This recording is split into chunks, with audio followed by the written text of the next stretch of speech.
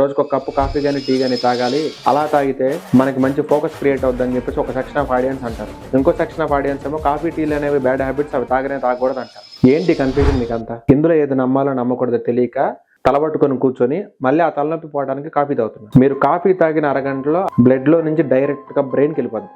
ఆ కాఫీలో ఉండే కెఫిన్ అనేది బ్రెయిన్ లో రోలర్ కోస్టర్ రైడ్ క్రియేట్ చేస్తుంది. అప్పుడు క్రియేట్ అయిన రైడ్ వల్ల మీ బ్రెయిన్ షాక్ అవుతుంది. ఆ షాక్ వల్ల దెబ్బకి మీకు యాక్టివ్నెస్ వస్తుంది. గుర్తుపెట్టుకో, నీ నర్వస్ సిస్టమ్ ని అతిగా హైప్ చేసేది ఏదైనా, అతిగా డౌన్ చేసేది ఏదైనా సరే మీకు డేంజరే. నీకు అప్పుడప్పుడు యాంగ్జైటీ వస్తున్నా, పడుకున్న టైంలో మీ గుండె చప్పుడు మీకు వినిపిస్తున్నా, మీకు అర్థమియా ఉన్నా, మీకు హై బీపీ ఉన్నా, మీకు నైట్ టైంలో గాఢ నిద్ర పట్టకపోతున్నా, మీరు నైట్ టైంలో తరచుగా టాయిలెట్కి లేస్తున్నా, మీరు నైట్ టైంలో గొంతు డ్రై అయిపోతున్నా అని చెప్పేసి వాటర్ తాగడానికి లేస్తున్నా, మీకు తరచుగా మౌత్ అల్సర్లు వస్తున్నా, మీకు గ్యాస్ట్రిక్ ప్రాబ్లమ్స్ ఉన్నా, మీ పళ్ళు కొంచెం ఎల్లో కలర్ లో మారుతున్నా, మీ నాలుక పైన ఎక్కువ పాచ్ వస్తున్నా, మీ నోట్లో నుంచి ఎక్కువగా బ్యాడ్ స్మెల్ వస్తున్నా, మీకు యాసిడ్ రిఫ్లెక్స్ అయిపోయి గొంతులో పొల్లటి తేనుపులు వస్తున్నా, గుర్తుపెట్టుకో నీకు కాఫీ టీలు పడట్లేదని చెప్పేసి మీనింగ్. నువ్వు మూసుకొని అవన్నీ మానేయాలని చెప్పేసి నీ బాడీ నీకు ఇచ్చిన వార్నింగ్. ఇలాంటి సిమ్టమ్స్ మీ బాడీ మీకు ఇస్తే మీరు కనీస రోజులో ఒక్క కప్పు కూడా తాగడానికి వీల్లేదు. కొంతమంది బ్లాక్ కాఫీ తాగుతాము, మిల్క్ కానీ షుగర్ కానీ అవాయిడ్ చేస్తామని చెప్తారు.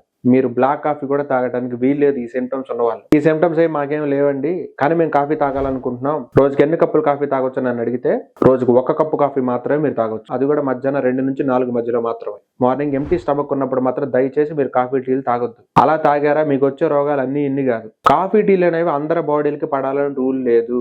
మీ పేరెంట్స్ జీన్స్ ని బట్టి మీకు కాఫీ టీలు పడాలా లేదని డిసైడ్ అవుద్ది. కాఫీ తాగటం మానేయడం చేతగాని వాళ్ళు కాఫీలు తాగితే వచ్చే బెనిఫిట్లు ఏంటి అనేది మనకు చెప్పడం కోసం 100 ఆర్టికల్ పట్టుకొని వస్తారు. ఆ కాఫీ అనేది నీ బాడీకి పడుతుందా లేదనేది నీ బాడీయే చెప్పాలి, ఆర్టికల్స్ కాదు.